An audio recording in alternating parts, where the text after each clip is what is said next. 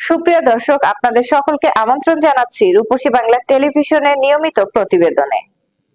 নাটোরে আন্তর্জাতিক clean energy দিবস পালিত। বিস্তারিত দেখুন স্টাফ রিপোর্টার শাহাবুল আলমের প্রতিবেদনে।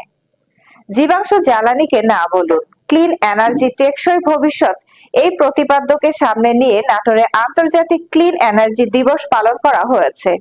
দিবসটি উপলক্ষে আজ রবিবার সচেতন নাগরিক কমিটি টিআইবি নাটোর শাখার আয়োজনে শহরের কানাইখালী পুরাতন বাস স্ট্যান্ড এলাকায় এক মানববন্ধনের আয়োজন করা হয়।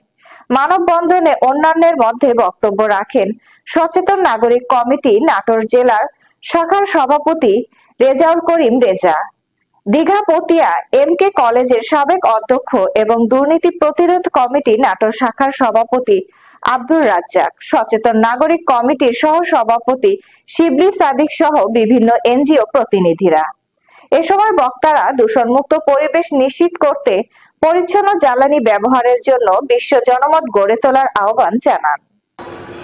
এবার আমি বক্তব্য রাখার জন্য বিনীত অনুরোধ করছি আমাদের সচেতন এবং বক্তব্য রাখার জন্য আজকের দিবসের উপরে অনুরোধ করছি।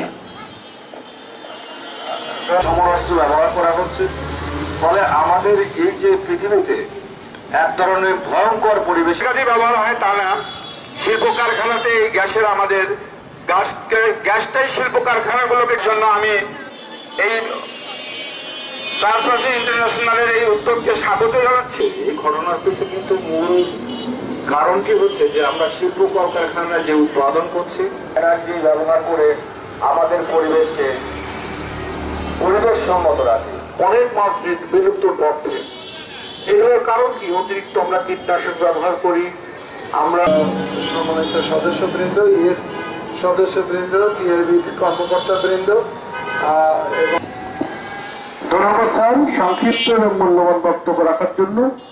আমরা আজকে এবং আগামীর যে প্রজন্ম, এই যে মানুষ যে প্রজন্ম বা পৃথিবী বলে যে গুরুত্ব দেওয়া প্রয়োজন বলে আমরা মনে করি। সে কারণে এবার টিআইবি ট্রান্সপারেন্সি ইন্টারন্যাশনাল সারা বাংলাদেশে পরিবেশ বান্ধব জ্বালানি ব্যবহার করতে হবে এবং সে জ্বালানি যেখানে